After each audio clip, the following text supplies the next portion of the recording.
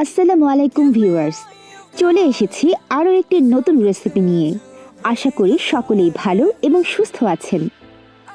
চলছে আমের সিজন, আর এই আমের সিজনে কাঁচা আমের ভর্তা আমরা অনেকেই খেয়েছি, কিন্তু আজ আমি আপনাদের খুব সহজেই তৈরি করে দেখাবো আধা পাকা আমের ভর্তা।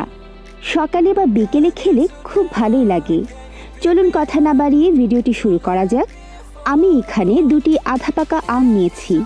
এবার খোসা ছাড়িয়ে ধুয়ে নেব।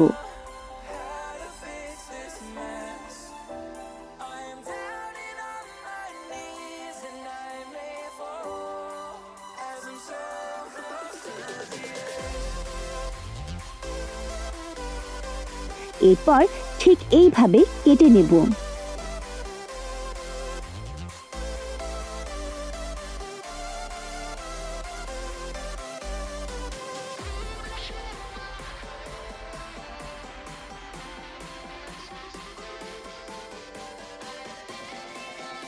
আম কাটা হয়ে গেছে। একটি প্লেটে আমের আচার নিয়েছি 2 টেবিল চামচ, আমচুর 1 চা চামচ, ভাজা 2টি শুকনো মরিচ। মরিচগুলো হাত দিয়ে ভালো করে মিশিয়ে নেব। আপনারা চাইলে মরিচের পাউডারও দিতে পারেন। বিট লবণ ও সাদা লবণ স্বাদ মতো।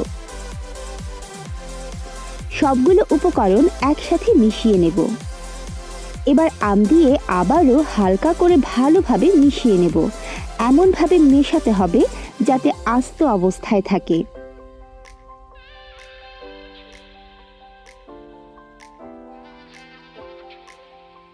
আমের ভর্তা যাতে টক ঝাল মিষ্টি হয়, তাই আধা চা চামচ চিনি দিয়ে একটু মেখে নেব।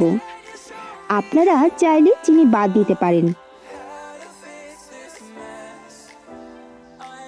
তৈরি হয়ে গেল আধা পাকা আমের ভর্তা। ভিডিওটি ভালো লাগলে অবশ্যই চ্যানেলটিকে সাবস্ক্রাইব করতে ভুলবেন না।